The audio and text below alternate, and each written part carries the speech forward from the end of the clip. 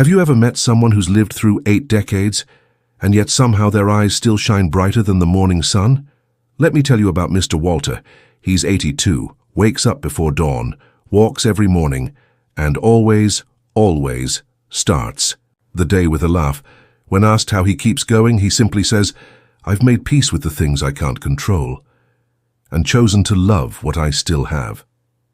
That, my friend, is elderly wisdom. But in today's world, growing older doesn't automatically mean growing wiser. Life after 70 is different now. Modern medicine has allowed more people to reach old age, but not all have earned the clarity or strength that once came with it. Here at Elderly Wisdom Glow, we believe aging is not just about counting the years, but about discovering what truly matters with each one. This space is for those seeking real grounded advice for seniors over 70, for caregivers, and for anyone who wants to age with grace, purpose, and presence. We'll explore the quiet strength behind healthy aging, the stories that still have power, and the gentle truths often overlooked. From practical senior health tips to soul-deep reflections on resilience and love, we're here to illuminate the path of active aging with dignity, because sometimes it takes 70 years to truly understand what life is all about. Welcome to Elderly Wisdom Glow. Let's begin. There was a time, not so long ago, when old age was more than just a number. It was a badge of honor, a quiet declaration that someone had seen, endured, and survived life in all its beauty and brutality. Growing old used to mean something. It meant you had lived through enough seasons to know what really matters. And because of that, you were listened to, respected, even revered. Across cultures and generations, elders were once seen as the keepers of truth. In Native American communities, elders were storytellers, advisors, and the moral compass of the tribe. On front porches in the American South, grandfathers in rocking chairs were known to offer words that stuck with you long after the sun went down. In immigrant families across the U.S., grandmothers who had crossed oceans and rebuilt lives from scratch often held the most power, softly spoken, yet unshakable. Why? Because back then, living to an old age wasn't guaranteed. It required resilience, grit, and a lifetime of navigating hardship without the safety net of modern medicine. When someone reached 70 or 80, it usually meant they had made wise choices, or at the very least learned valuable lessons from the wrong ones. That was the heart of elderly wisdom, knowledge not from books, but from bruises and blessings both. In those times, age equaled experience, and experience, more often than not, equaled wisdom. Elders were the ones we turned to when life became uncertain, when marriages faltered, when children struggled. When we needed advice for seniors over 70, we didn't Google it. We called Mom or Pop or Aunt Clara. Life after 70 was seen as a time of peace and purpose.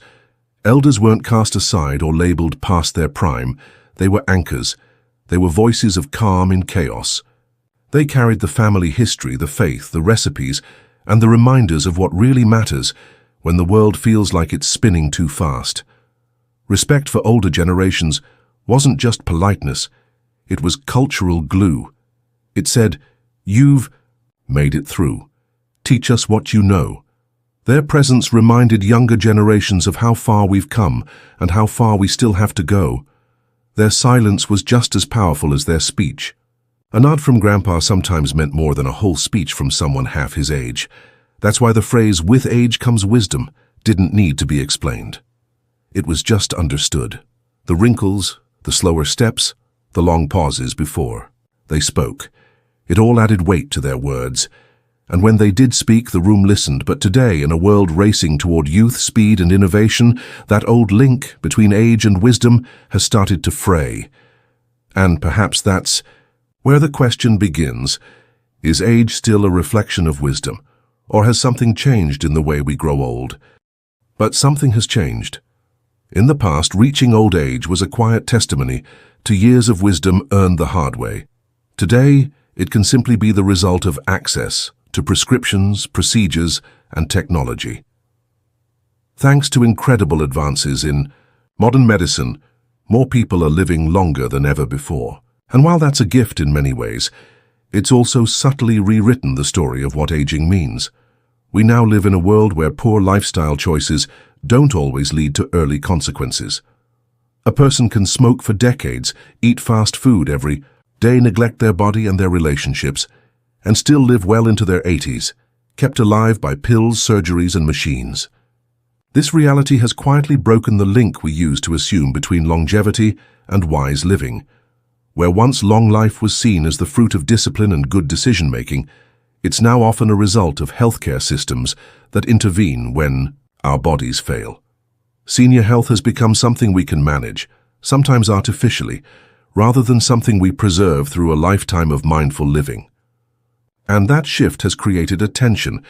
If almost anyone can grow old, does age still mean what it used to? This is not to say medicine is the enemy. On the contrary, medical breakthroughs have allowed millions to live longer, fuller lives. But we must recognize that modern medicine has leveled the playing field, extending life without necessarily cultivating elderly wisdom. We are surrounded by elders who are alive, but not always wise, not always kind, not always humble. In a sense, healthy aging has become more about science than soul, and in doing so, it's created a generation where age no longer guarantees insight.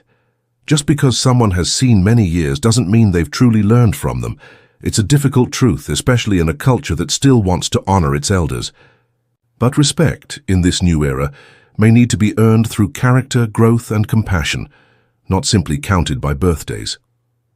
So as we move forward, we have to ask, are we confusing survival with wisdom? And what happens to a society when it forgets how to tell the difference? Once upon a time, we could assume that age brought wisdom, that the passing of years polished character, deepened understanding, and softened judgment. But in the modern era, that assumption no longer holds. The truth is, age doesn't always equal wisdom anymore. We now see elderly individuals who remain rigid in their thinking, closed off to new ideas, resistant to change. Some carry bitterness instead of grace, judgment instead of understanding. And others, despite decades of life behind them, seem to have learned very little from it. Why? Because wisdom is no longer a natural byproduct of age, it's a choice. It requires reflection, humility, and the willingness to grow even late in life. Without that, the years simply pile up like pages in a book no one ever stopped to read. In today's fast-changing world, wisdom looks different than it did a generation ago. It's not just about remembering the past, but understanding how to live in the present and prepare for the future. It means having the emotional intelligence to navigate relationships, the openness to unlearn outdated beliefs, the courage to listen, not just speak.